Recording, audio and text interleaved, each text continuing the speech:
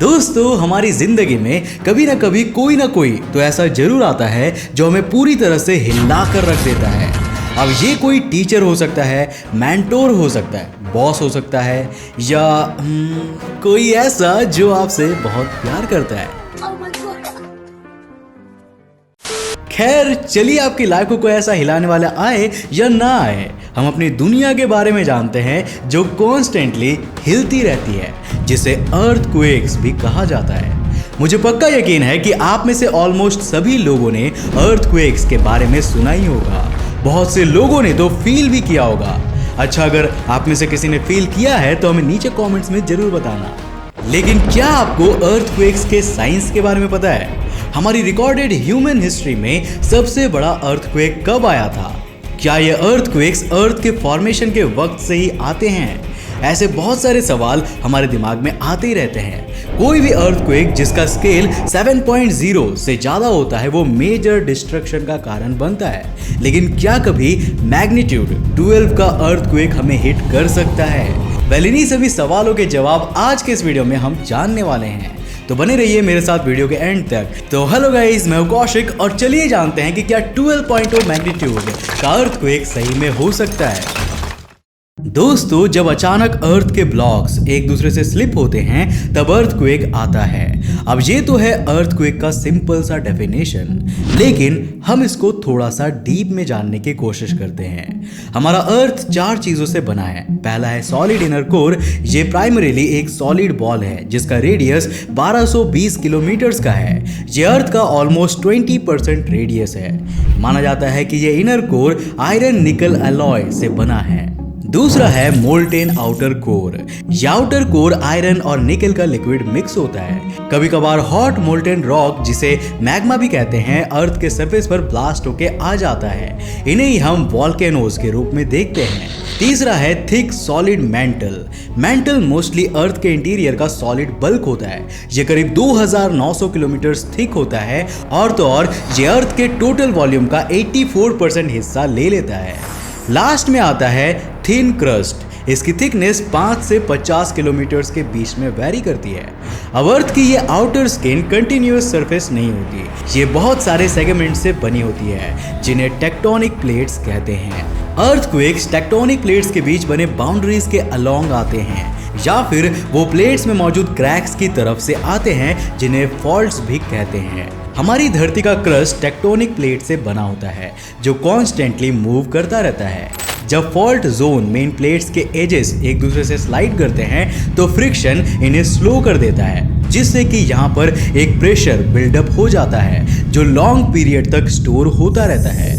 जब tectonic plates के movement का फोर्स इस फ्रिक्शन को ओवरकम करता है तब क्रस्ट के सेक्शंस अचानक ब्रेक कर जाते हैं या फिर डिस्प्लेस हो जाते हैं। इससे जो इतने टाइम तक प्रेशर स्टोर हो रहा था साइज्मिक वेव्स के फॉर्म में रिलीज हो जाता है।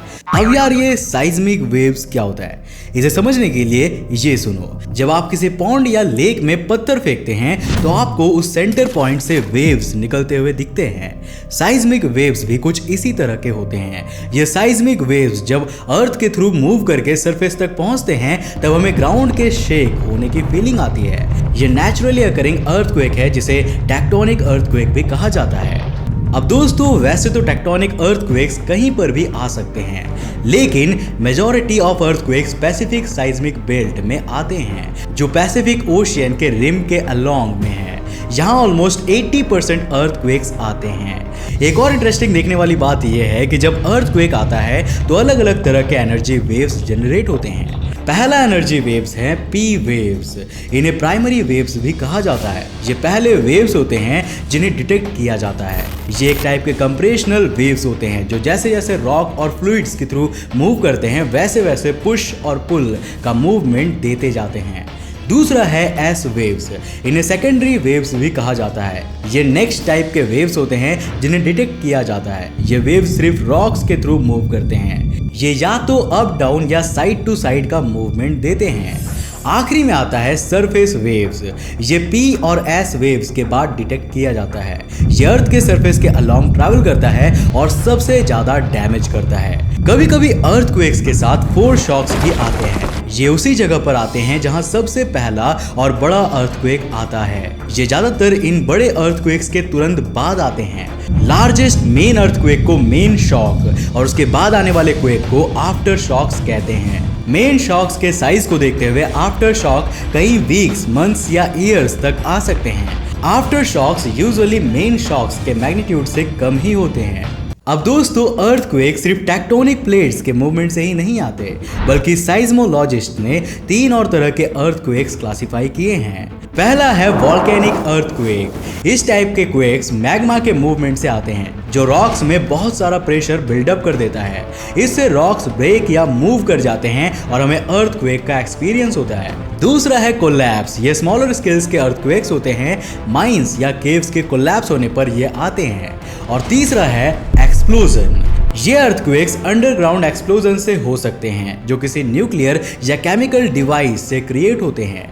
एक और प्रोसेस है जिससे अर्थक्वेक आ सकते हैं, जिसे हम फ्रैकिंग कहते हैं। ये हाइड्रोलिक फ्रैक्चरिंग का इनफॉर्मल टर्म है। ये एक ऐसा प्रोसेस है जिससे किसी भी प्रोडक्शन वेल का ऑयल या गैस फ्लो बढ़ जाता है। बहुत ही रेयर ओकेशंस पर फ्रैकिंग डायरेक्टली अर्थक्वेक कॉज कर सकती है। अब दोस्तों, हमारे लिए अर्थक्वेक का एक मेजर पार्ट है उसका डिटेक्शन, यानी कि रिक्टर स्केल में उसका magnitude detection. Richter magnitude scale 1935 में चार्ल्स एफ रिक्टर ने डेवलप किया था। यह ऐसे मैथमेटिकल क्वांटिटी है जिससे अर्थक्वेक्स के साइजेस को कंपेयर किया जा सकता है। सिस्मोग्राफ्स भी एक ऐसा डिवाइस है जो अर्थक्वेक के दौरान ग्राउंड की मोशन को रिकॉर्ड करता है। जब अर्थक्वेक आता है तब ग्राउंड शेक करने लगती है। सिस्मोग्राफ का बेस ग्राउंड से फॉर्मली अटैच्ड रहता है। इसमें एक हैवी वेट भी लगा होता है जो फ्रीली हैंग्ड होता है। अब अर्थ के मूवमेंट से सिस्मोग्राफ का बेस भी हिलता है।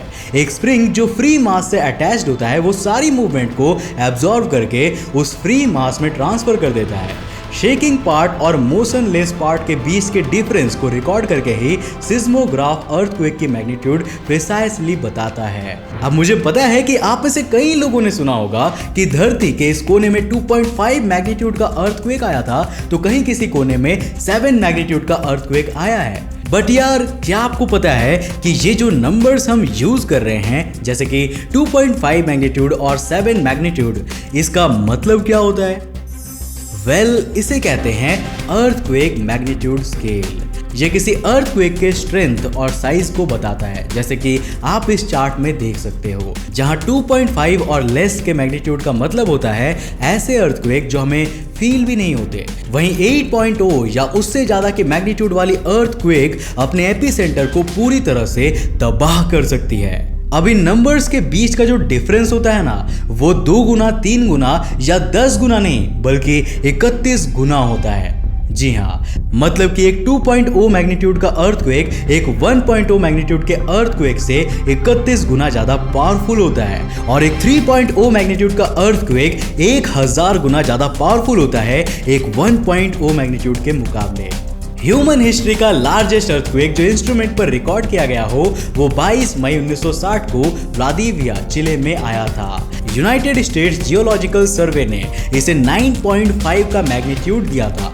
रिकॉर्ड के हिसाब से ऑलमोस्ट 2 लाख चिलियन लोग होमलेस हो गए थे। अर्थक्वेक से ज्यादा तबाही उसके बाद आने वाले सुनामी ने की थी। भूकंप के तुरंत बाद जायंट वेव्स कोस्टल एरियाज में मूव करने लगे और कई बिल्डिंग्स को फाउंडेशन के साथ डुबा दिया। उस वक्त में यहाँ cost to destruction almost $800 million का था, जो आज के दिन में $6 बिलियन के करीब होगा। साल 2015 में नेपाल में जो अर्थक्वेक आई थी वो रिक्टर स्केल पे 7.8 मैग्नीट्यूड का मापा गया था। इसमें लगभग 9000 लोग मारे गए थे और 6 लाख से ज्यादा घर तबाह हो गए थे। इस पूरे घटना में सबसे पहले 25 अप्रैल 2015 को 7.8 मैग्नीट्यूड का अर्थक्वेक का मेन शॉक यहाँ कर हुआ था, और फिर इसके कुछ ही दिनों बाद ही 12 मई 2015 को 7.3 मैग्नीट्यूड के साथ इस अर्थक्वेक का आफ्टर शॉक आया था, जिसने हालात को और भी खराब कर दिया। पर यार, यहाँ एक सवाल उठता है कि क्या हम लोग इन भूकंपों की भविष्यवाणी नहीं कर सकते जिस तरह हम मौसम का करते हैं?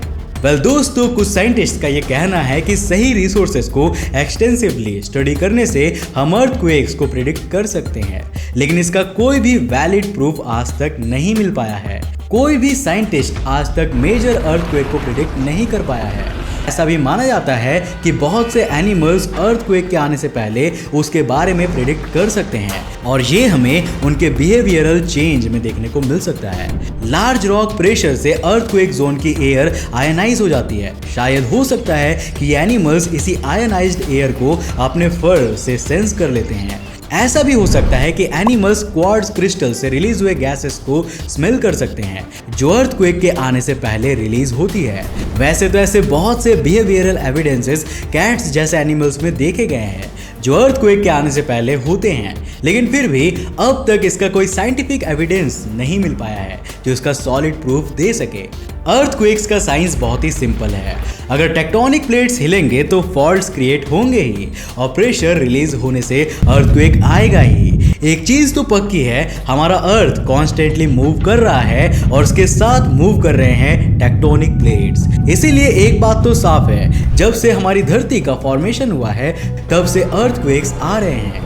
हम ये भी कह सकते हैं कि अर्थक्वेक्स के वजह से बहुत से फायदे भी हुए हैं। इसके एडवांटेजेस अरबों साल पहले से ही शुरू हो गए थे। इनकी ही वजह से ओशियंस और कॉन्टिनेंट्स फॉर्म हुए थे।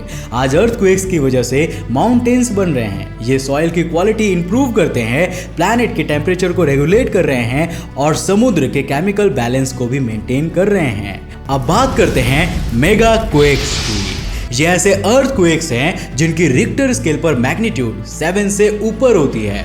आज तक का सबसे बड़ा अर्थक्वेक ऑलमोस्ट 1000 माइल्स की टेक्टोनिक प्लेट्स के हिलने से बनी थी और तब भी उसकी मैग्नीट्यूड 9.5 की ही थी। मैग्नीट्यूड 12 का अर्थक्वेक आना इम्पॉसिबल है क्योंकि उसके लिए हमारी धरती से भी बड़े फॉल्ट की जरूरत होगी, जो कि खुशकिस्मती से धरती पर तो पॉसिबल ही नहीं है। तो गाइस, उम्मीद है कि आज के इस वीडियो से आपने अर्थक्वेक के बारे में काफी कुछ जाना है।